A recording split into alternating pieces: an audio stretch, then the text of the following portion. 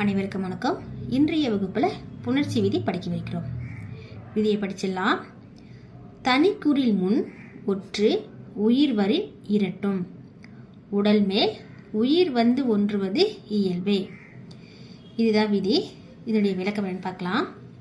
அதாவது நிலைமொழியில் தனிக்குறில் முன் ஒற்று நிற்க வருமொழி முதலில் உயிர் வருமானால் அவ்வொற்று இரட்டித்து புணரும். அதாவது நிலைமொழியில் பார்த்தீங்கன்னா குறிலெழுத்து இருக்க வேண்டும். அந்த குறிலெழுத்துக்கு அப்புறம் பார்த்தீங்கன்னா ஒற்றெழுத்து, அதாவது மெய் எழுத்து இருக்க வேண்டும். சரிங்களா? அப்படி இருக்க வருமொழி முதலில் பார்த்தீங்கன்னா உயிரெழுத்து வருமானால் இந்த ஒற்று நிலைமொழியில் உள்ள அந்த ஒற்றெழுத்து, அந்த மெய்யெழுத்து இரட்டித்து புணரும். சரிங்களா? இப்போ நம்ம எடுத்துக்காட்டு பார்க்கலாம். முதல் எடுத்துக்காட்டு, சொல் பிளஸ் அழகு ஈக்குவல் சொல்லழகு. சொல் பிளஸ் அழகு ஈக்குவல் சொல்லழகு. சரிங்களா? இதை எப்படி புணருகின்றது பார்க்கலாம். அதாவது இங்க ஃபர்ஸ்ட் ரூல் என்ன? நிலைமொழியில் தனி குறில் முன் ஒற்று இருக்க வேண்டும். இது நிலைமொழி, இது வருமொழி. நிலைமொழியில தனி குறில் இருக்கு, அதாவது சோ குறில் எழுத்து இருக்கின்றது, சோ இருக்கின்றது. சரிங்களா? இது குறில் எழுத்து. இதுக்கப்புறம் பார்த்தீங்கன்னா மெய் எழுத்து இருக்கின்றது. இந்த மாதிரி இருக்குமானால் வருமொழி முதலில் என்ன இருக்க வேண்டும்? உயிர் எழுத்து இருக்க வேண்டும். வருமொழி, இது வந்து வருமொழி. இந்த வருமொழியின் முதல் எழுத்து என்ன? ஆ. இது வந்து உயிர் எழுத்து. அப்போ இப்போ என்ன ஆகும் பார்த்தீங்கன்னா, இந்த ஒற்று எழுத்து வந்து இரட்டிக்கும் சொல்லியிருக்காங்க. இந்த ஒற்று எழுத்து இரட்டிக்கும். அப்போ இங்க இன்னொரு இல்லு வரும். சரிங்களா? இரட்டிக்கும்னா இன்னொரு இல்லு வரும்னு அர்த்தம். இன்னொரு இல்லு வரும். அப்போ அடுத்தது பார்த்தீங்கன்னா, உடல் மேல் உயிர் வந்து ஒன்றுவது இயல்பே என்ற விதிப்படி. சரிங்களா? அதாவது உடல் மேல் என்ன? மெய்யெழுத்தின் மேல் உயிர் வந்து ஒன்றுவது அப்படின்னு பார்த்தீங்கன்னா உயிரெழுத்து வந்து ஒன்றுவது. உடல் மேல் அப்படின்னா மெய்யெழுத்து, உயிர் வந்து உயிர்னா உயிரெழுத்து. சரிங்களா? அப்போ மெய்யெழுத்து உயிரெழுத்து இரண்டும் சேர்ந்துனா உயிர்மெய் எழுத்து வரும் இல்லைங்களா? அப்போ இல்லு பிளஸ் ஆ ஈக்குவல் என்ன? லா. இல்லு பிளஸ் ஆ ஈக்குவல் லா. அப்போ இந்த லா தான் பார்த்தீங்கன்னா இங்க வந்திருக்கு. சரிங்களா? சொல்லழகு. அப்போ நிலைமொழியில தனிக்குறில் முன் ஒற்று இருக்க வேண்டும், மெய்யெழுத்து இருக்க வேண்டும். வருமொழி முதலில் உயிரெழுத்து இருக்க வேண்டும். அவ்வாறு இருக்குமானால் இந்த ஒற்று, இந்த மெய்யெழுத்து இரட்டிக்கும். அப்ப இன்னொரு இல் வரும். அடுத்தது பார்த்தீங்கன்னா, உடல் மேல் உயிர் வந்து ஒன்றுவது இயல்பே என்ற விதிப்படி இல்லு பிளஸ் ஆ ஈக்குவல் என்ன? லா என ஆயிற்று. அப்ப சொல்லழகு என்று புணர்கின்றது. சரிங்களா? இப்போ அடுத்த எடுத்துக்காட்டு, விண் பிளஸ் இன்று. விண் பிளஸ் இன்று ஈக்குவல் விண் இன்று என்று புணர்கின்றது. விண் பிளஸ் இன்று ஈக்குவல் விண் இன்று. இது பாருங்க, தனி குறில் எழுத்து இருக்கின்றது, வி இருக்கின்றது. அடுத்தது பார்த்தீங்கன்னா மெய்யெழுத்து இன் இருக்கின்றது. அடுத்தது வருமொழியில முதல் எழுத்து ஈ இருக்கின்றது, உயிரெழுத்து இருக்கின்றது. சரிங்களா? அப்போ நிலைமொழியில தனி குறில் ஒற்று இருக்கின்றது, வருமொழி முதலில் பார்த்தீங்கன்னா உயிரெழுத்து இருக்கின்றது. அப்போ இங்க என்ன ஆகும்? இந்த ஒற்றெழுத்து இரட்டிக்கும், இந்த மெய்யெழுத்து இரட்டிக்கும். அப்போ என்ன வரும்? 3 சுழி இன் இருக்கு இல்லைங்களா? அப்போ இந்த 3 சுழி இன் இரட்டிக்கும், இன்னொரு இன் வரும். அடுத்தது பார்த்தீங்கன்னா, உடல் மேல் உயிர் வந்து ஒன்றுவது இயல்பே என்ற விதிப்படி இன்னு பிளஸ் இ ஈக்குவல் என்ன? நீ. இன்னு பிளஸ் இ ஈக்குவல் என்ன? நீ.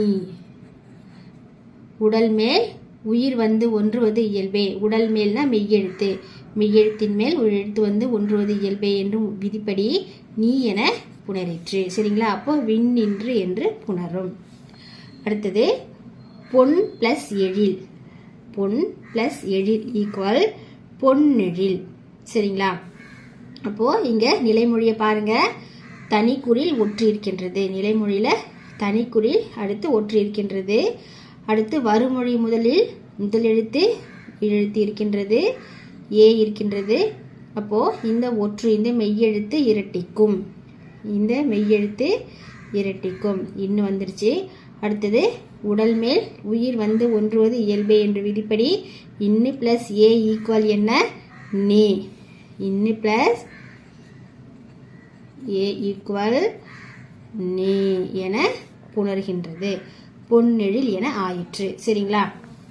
அடுத்த எடுத்துக்காட்டு, கண் பிளஸ் ஒளி ஈக்குவல் கண்ணொளி. இங்கே நிலைமொழியை கவனிங்க.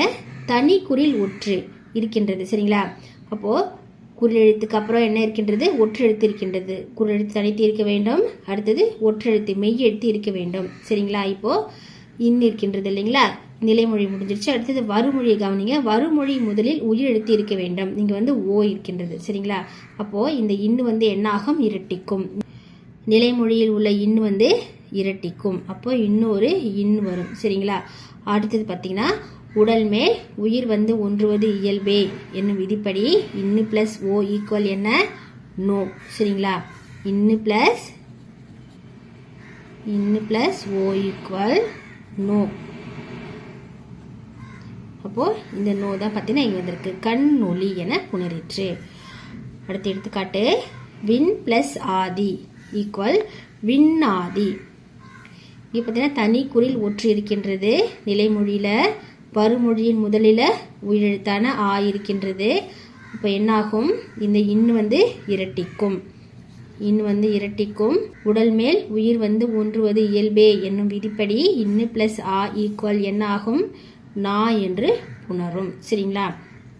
அடுத்தது பெண் பிளஸ் அரசி ஈக்குவல் பெண் அரசி. இங்கே தனி குறில் ஒற்று இருக்கின்றது. நிலைமொழியில் தனி குறில் ஒற்று இருக்கின்றது. வருமொழி முதலில் உயிரெழுத்து இருக்கின்றது. அதனால என்ன ஆகும் பார்த்தீங்கன்னா இந்த ஒற்று இரட்டிக்கும். சரிங்களா? இந்த ஒற்று இரட்டிக்கும். அடுத்தது என்னன்னு பார்த்தீங்கன்னா உடல் மேல் உயிர் ஒன்றுவது இயல்பே எனும் விதிப்படி இன்னு பிளஸ் ஆ ஈக்குவல் என்ன? நா. இன்னு பிளஸ் ஆ ஈக்குவல் நா. சரிங்களா? இந்த புணர்ச்சி விதியில் உங்களுக்கு ஈஸியாக தெரியணும்னா அந்த எழுத்துக்களோட வரிசைகள் உங்களுக்கு தெரியணும். சரிங்களா? அப்போது இக்கு பிளஸ் ஆ ஈக்குவல் கா, இங்கு பிளஸ் ஆ ஈக்குவல் ngா. இந்த மாதிரி உயிர்மை எழுத்துக்கள் எவ்வாறு உருவாகின்றன, அது வரிசை எந்த வரிசை எழுத்துக்கள், அந்த பேசிக் லெட்டர்ஸ்லாம் உங்களுக்கு எப்படி உருவாகுது அப்படின்னு தெரிஞ்சதுன்னா இந்த புணர்ச்சி விதி உங்களுக்கு ரொம்பவே ஈஸியாக இருக்கும். சரிங்களா? அடுத்த எடுத்துக்காட்டு முள் பிளஸ் இலை. முள் பிளஸ் இலை ஈக்குவல் முள் இலை. சரிங்களா? அப்போது இங்கே நிலைமொழியை கவனிங்க. தனி குறில் இருக்கின்றது, மூ இருக்கின்றது. அடுத்து பார்த்தீங்கன்னா ஒற்று எழுத்து இல்லு இருக்கின்றது. அப்போது தனி குறில் ஒற்று இருக்கின்றது. அடுத்து வருமொழியை கவனிங்க. வருமொழியின் முதலில் உயிரெழுத்தான ஈ இருக்கின்றது. சரிங்களா? அப்போது இந்த ஒற்று இரட்டிக்கும். இந்த ஒற்று இரட்டிக்கும். இல்லு மெய்யெழுத்து. ஒற்றுனா மெய்யெழுத்து. சரிங்களா? அப்போது இந்த மெய்யெழுத்து இரட்டிக்கும். இல்லு வந்துருச்சு.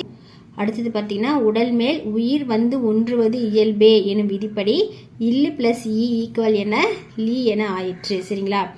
இல்லு பிளஸ் இ ஈக்குவல் என்ன? லீ. அப்போது முள்ளிலை. முள்ளிலை என்று புணரும். சரிங்களா? நம்ம விதியை விளக்கத்தை ஒரு முறை படிச்சிடலாம். தனிக்குறில் முன் ஒற்று உயிர் வரின் இரட்டும். உடல் மேல் உயிர் ஒன்றுவது இயல்பே. இதனுடைய விளக்கம் நிலைமொழியில் தனிக்குறில் முன் ஒற்று நிற்க வருமொழி முதலில் உயிர் வருமானால் அவ்வொற்று இரட்டித்து புணரும். இந்த வீடியோ உங்களுக்கு யூஸ்ஃபுல்லாக இருந்திருக்கும்னு நினைக்கிறேன். ஸோ லைக் பண்ணுங்கள், ஷேர் பண்ணுங்கள், கமெண்ட் பண்ணுங்கள். மறக்காமல் நம்ம சேனலை சப்ஸ்கிரைப் பண்ணுங்கள். வணக்கம்.